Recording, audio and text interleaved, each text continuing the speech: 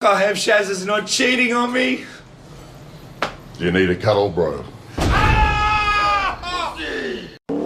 Rev up your engines! The first thing you'll notice is I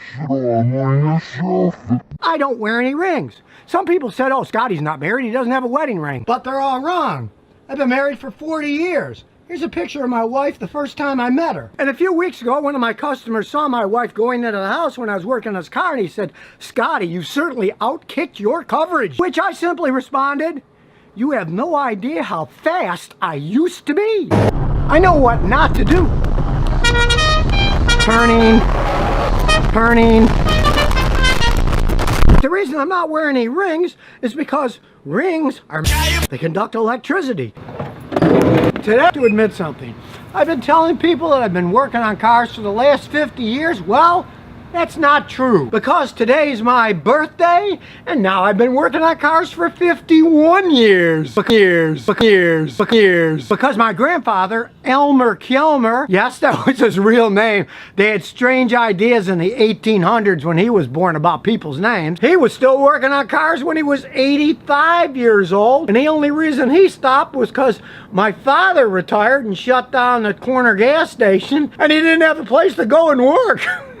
Now, part of the reason my father shut the garage down, because he always said to me, your grandfather doesn't charge people enough money. He basically liked helping people out. He wasn't that greedy. He wasn't that interested in becoming a millionaire. And I'm pretty much the same. I like helping people out. Only I took it a scale a bit further than my grandfather. He fixed cars one at a time in a small corner gas station. But so far, over 362 million people have watched my YouTube videos and gotten car repair help from me. So I'm helping a little bit more people than he did. I hate seeing people getting ripped off, buying the wrong car, or having somebody rip them off when they repair their car. Even if you're not going to fix your car yourself, you need to know a reasonable amount about it. So when something does break, they can't say, oh, well, the gearbox sprocket wanger broke and it's going to cost $5,000. They'll have enough knowledge to know, hey, you're getting ripped off. Go someplace else. And if you notice, I'm not sponsored by anyone. You don't see me wearing a hat of some oil company. I'm just fixing cars, showing people what's good, what's bad. And although I'm old, I've come a long way from fixing cars with my grandfather, who used a lot of hammers and giant screwdrivers to fix stuff. I keep up with the times, like this fancy scan tool that does all kinds of bidirectional testing when you're working on cars. Hey, in my grandfather's time, the only thing that was electronic was the battery and the headlights and the mechanical ignition system. Things have changed. Well, I followed with the times. The only temperature gauge my grandfather was familiar with was the temperature gauge on the dash of a car.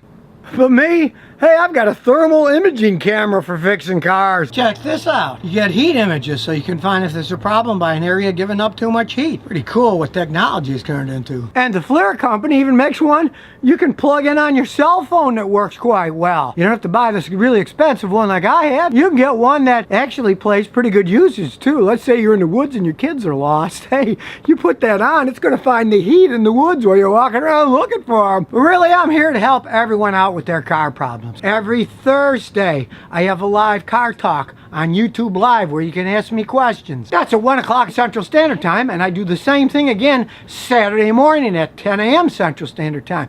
You can ask me questions live on YouTube, and I answer them right there. And every Monday, I have Mechanic Monday, where I show tools or products that I've tested out myself, and then at the end of the show, I give it away to one of the viewers. And now, every day of the week, I upload a brand new video where viewers are asking me questions, I answer them, and add very interesting graphics in the background to make you smile a little bit. But buying a car that falls apart all the time, or getting ripped off having your car repaired, now that's no laughing matter. So I'm here to help prevent that from happening to you in the first place. I take all the experience I have from fixing cars for the last 51 years and continuing to do so to give you the truth about cars. And I do have to say that over the years, I've lost a few customers because I was brutally honest.